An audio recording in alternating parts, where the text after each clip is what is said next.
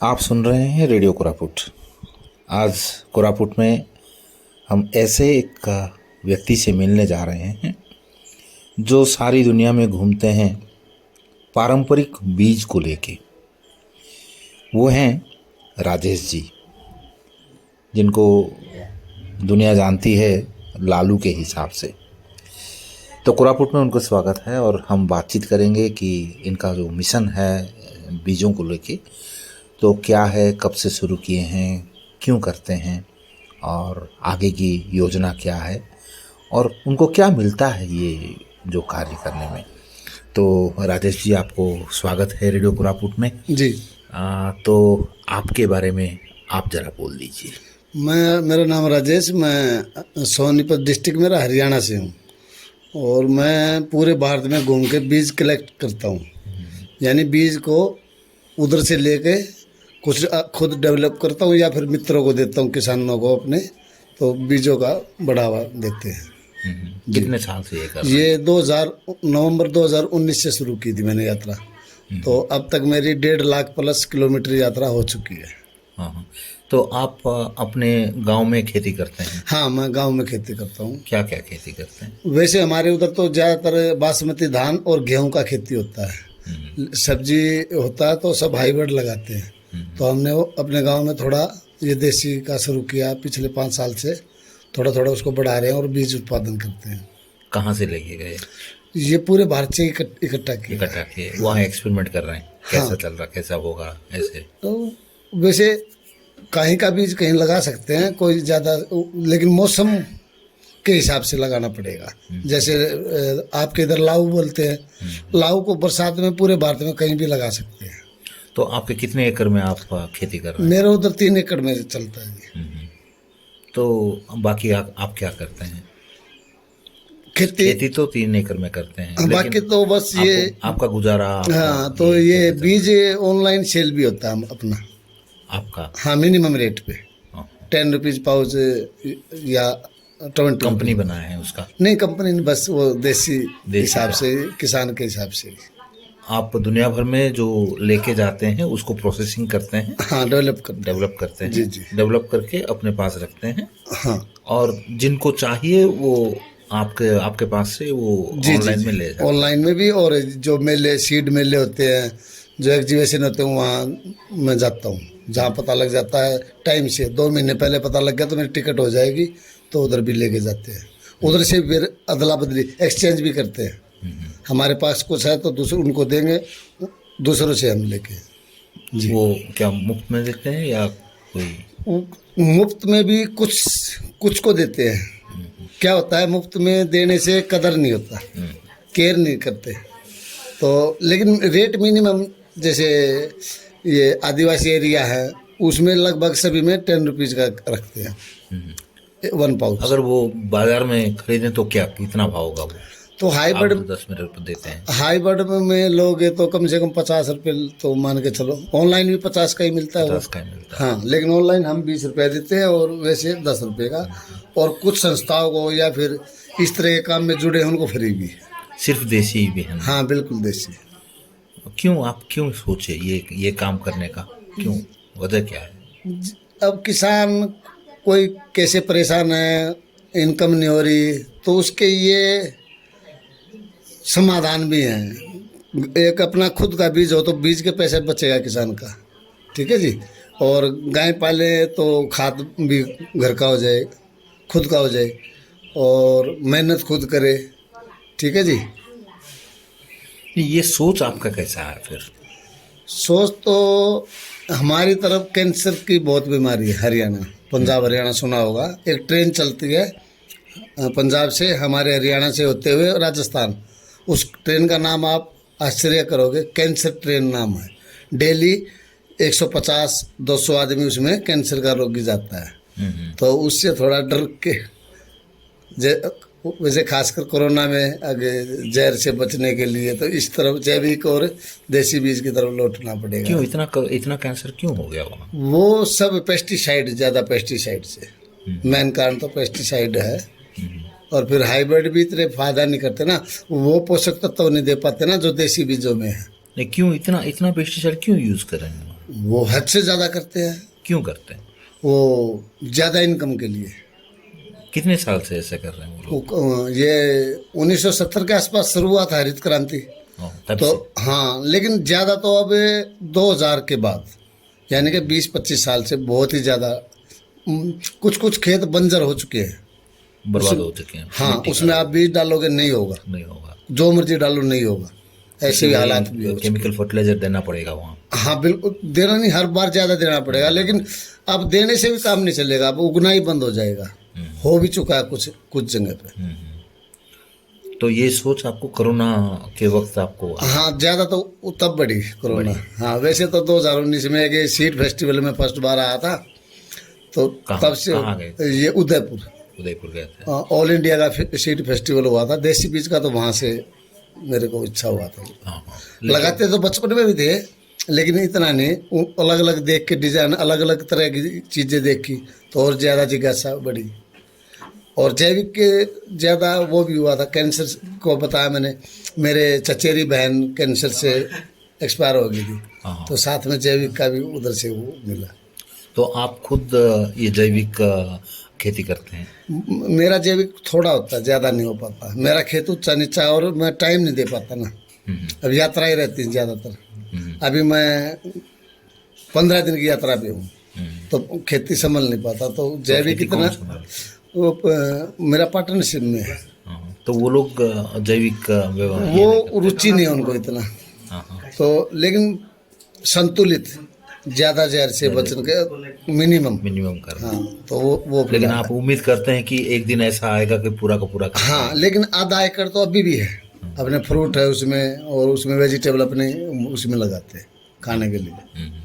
नहीं, आप ये सोचते हैं कि जो लोग उतना भरोसा नहीं कर रहे हैं अभी आपके वहाँ भी, तो एक दिन ऐसा आएगा कि वो लोग भी पूरा का पूरा जैविक करेंगे?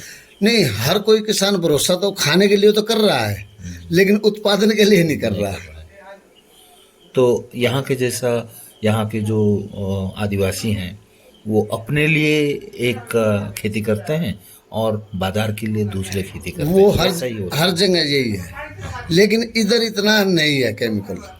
इधर तो अभी ये मान के चलो, आपकी तरफ शुरुआत में है ना, हमारी तरफ एंड की तरफ आ चुके हैं, तो ये जल्दी सुधार सकते हैं, मान के चलो ये रुक सकते हैं, क्योंकि स्टार्टिंग है ना। ये मान लो फर्स्ट स्टेज है कैंसर का, ये मान लो हमारा 4th स्टेज है कैंसर का, तो ये ठीक हो सकता है, वो बहुत मुश्किल है। तो यहाँ का जागृति ज़्यादा होना चाहिए, क्योंकि ये बंद हो सकता है। हाँ, बाकी यहाँ जागृति हुआ अभी है, अभी सीड फेस्टिवल में आना प्रगति संस्था में, तो उनके साथ भी हजारों किसान जुड़े हैं, तो इधर प्रयास भी कर रहे हैं लोग और इधर कर भी रहे हैं लोग, ऐसा नहीं है नहीं कर रहे। देसी भी देखा, कल हमने देखा बैंगन का खेत देखा, स्ट्रॉबेरी का देखा, बहुत अच्छा मैनेज कर रहा है वो सब देसी तरीके से कर रहा है जी। तो आप कहाँ कहाँ घूम चुके हैं? मैं मान के चलो नागालैंड से लेकर और केरल से लेकर जम्मू कश्मीर, 7 स्टेट बाकी हैं, पूर्वोत्तर की, तेलंगाना, बाकी मैक्सिमम सब जगह हो गए। तो इतनी सारे आप घूमे हैं, तो आपकी अनुभूति में आप कैसे देखते हैं ये, इसमें एकता क्या है ये खेती बाड़ी में, और एक जैसा कैसे कर रहे हैं, या ये फर्क क्या है? किस चीज़ में?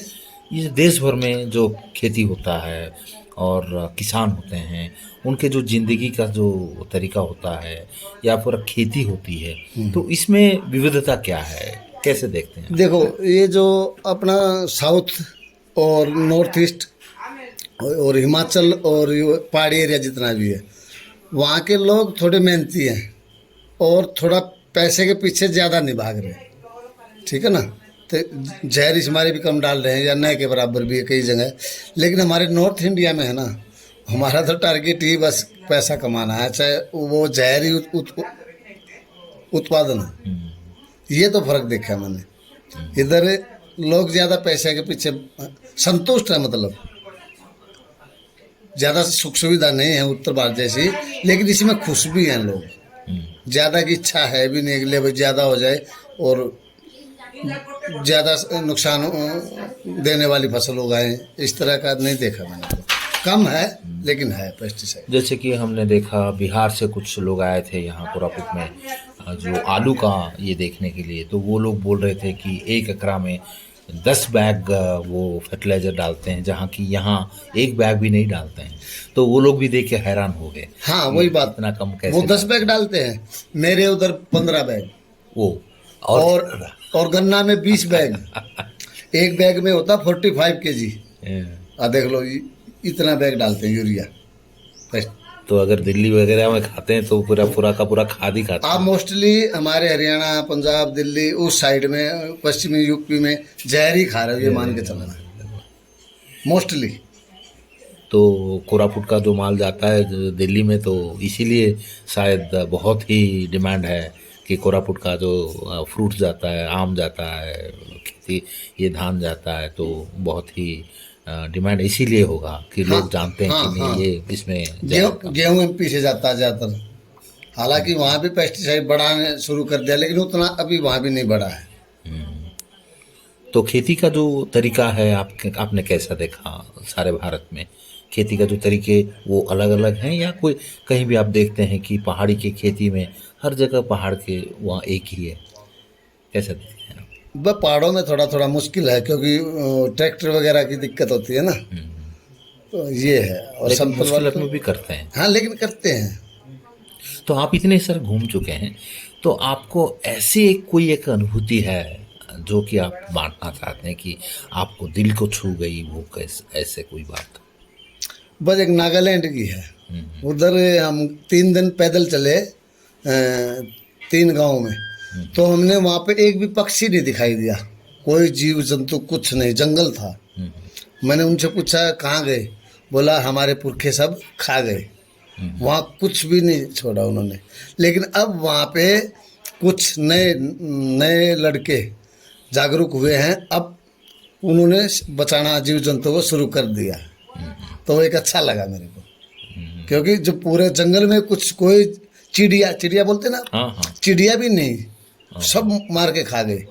तो अब वो बचाने पे देखा, क्योंकि उनको भी पता लग गया बगैर जीव विविधता के भी संभव नहीं है।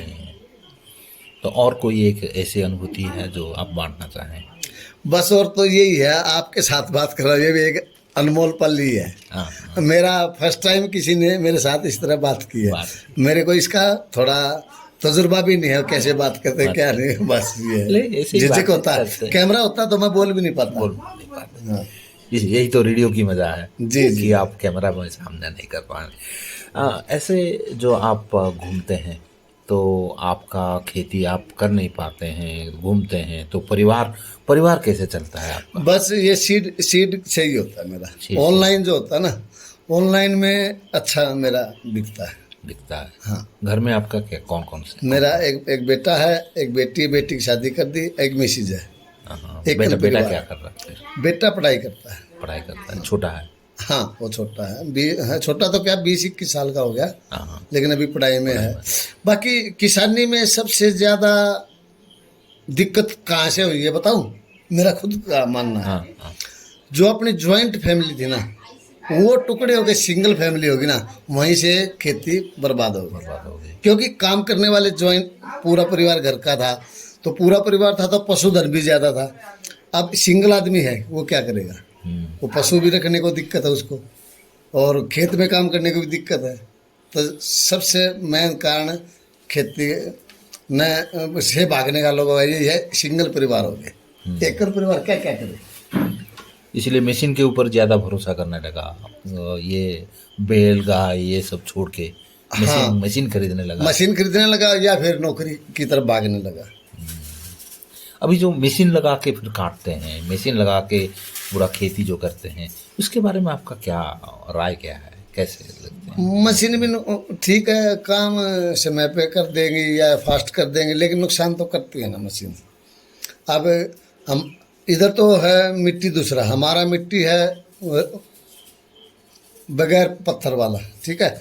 वो इतने भारी भारी ट्रैक्टर हैं, वो चलते हैं तो मिट्टी दब जाता है। वो जितने भी वो सुराख होते थे, पानी जल संग्रह होता था जिनसे, अब वो इतना कहाँ हो पाता, उधर बह के चला जाता बारिश में। तो भूमिगत पानी में भी कमी होगी, उसी कारण हुई है।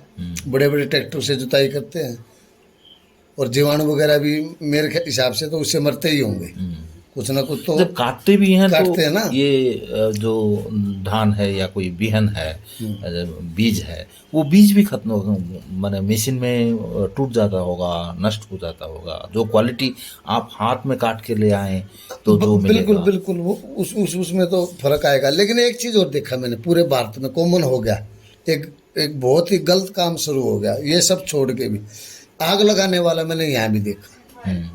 कल भी इधर जंगल में आग लगी हुई थी। तो आग लगाने वाला हमारे हर पूरे भारत में देखता हूँ, आग लगाने पता नहीं क्यों कहाँ से शुरू हो गया, सब लगाने लग गए। ये गलत है, गलत है। क्योंकि जीवाणु जो हमारे प्राकृतिक जीवाणु हैं, वो हम क्या करते हैं, आग लगा के जलाते हैं। ठीक है, जब ज़्यादा पानी भराओ, ज़्यादा पानी से भी मारते हैं उनको, और ज़्यादा पेस्टिसाइड से तीन तरह से उनको मारने पे लगे हैं हम। जीवाणु जो अपने मित्र जीवाणु हैं। तो आप जब कोई मेले में जाते हैं, और बीज के मेले में, तो आपका संदेश क्या होता है वहाँ के जो आते हैं खेती करने वाले, उनको क्या आप? मेरा तो बस बीज पर ही वो रहता है टारगेट। अगर उसके पास है तो एक्सचेंज कर ले, उसको ज़रूरत होता है वो खरीद सकता है। बस उसे संदेश क्या देते हैं आप? बस यही बताते हैं, अगर आप ये लगाइए और आपका पैसे बचेंगे, बीज है बार बार नहीं लेना पड़ेगा। और कई तो मैंने किसानों को ऐसे भी दिए हैं बीज, ले ये बीज ले, वो बोला ये तो ज़्यादा हो जाएगा, मैं क्या करूँ, मैं पक जाए तो आप मेरे को दे सकते हो, आप जो पैसे कहोगे मैं आपको पे कर दूंगा, या आपका और कोई कस्टमर दिलवा दूंगा। मैंने बहुतों के बीज बिकवाए भी हैं। कल ही एक का फ़ोन आया चेरी टमाटर का, उसके पास ज़्यादा बीज है, मैंने भाई से बात करवाई, उन्होंने बोला मैं ले लूँगा 1 किलो। तो उस किसान को भी फायदा होगा, वो डायरेक्ट उसको नंबर दे दिया, मैं तू खुद बात कर, मैं लेके नहीं दूंगा, क्योंकि मैं बिचौलिया, मुझे क्या करना, आप सीधे बात करो ना।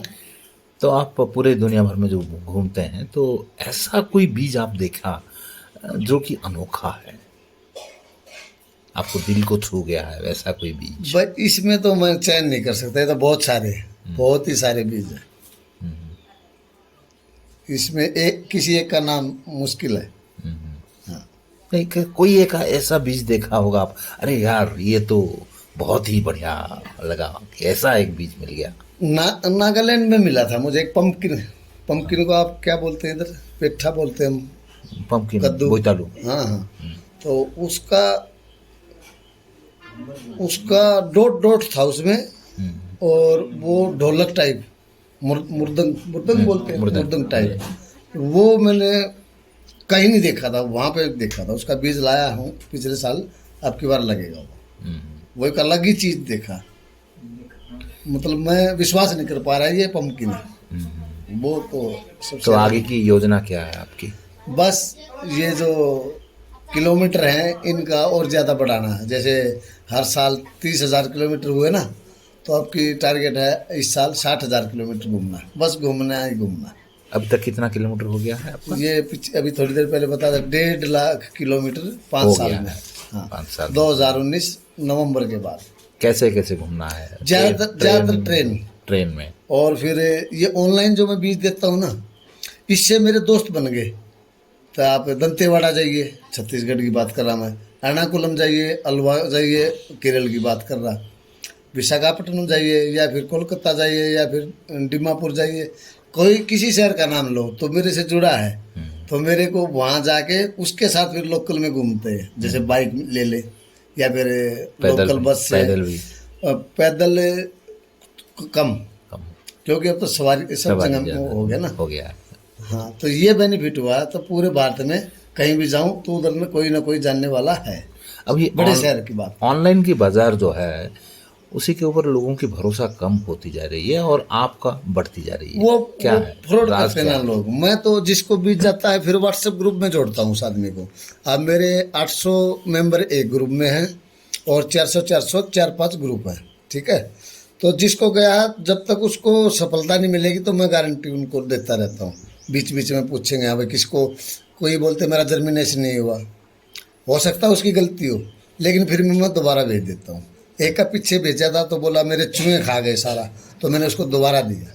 कोई बात नहीं, खा गए तो खा गए, लेकिन लगाओ, ऐसे हुआ है। लेकिन ये बीज जर्मिनेशन होता है नहीं होता है, कारण क्या होता है, वो आपको कैसे पता चलता है?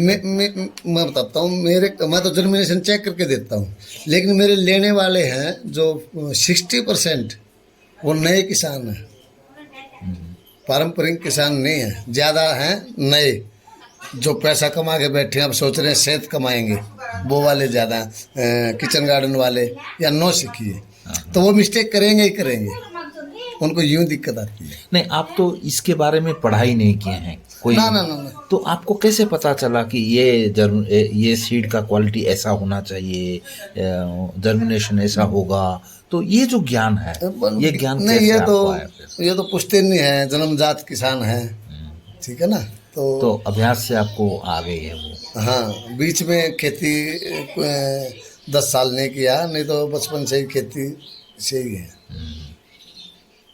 बहुत ही अच्छा लगा आपके साथ बात करके। फिर आप ऐसे ही घूमते रहिए और सारे भारत में आपकी जो मैसेज है, आपकी जो वार्ता है कि आइए हम ज़्यादा से ज़्यादा ये ऑर्गेनिक का और खेती करें और कम से कम जो केमिकल फर्टिलाइज़र है, वो जो जहर है, वो जहर से दूर रहें। आपकी ये प्रयास हमें बहुत ही अच्छा लगा, इसीलिए आपको हम बधाई देते हैं कोरापुट के लोगों से।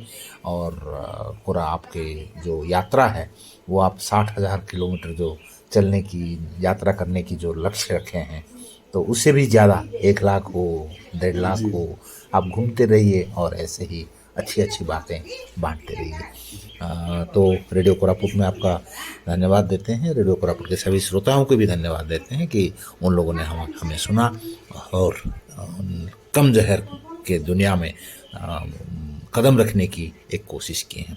थैंक यू, नमस्कार। आप सुन रहे हैं रेडियो कोरापुट।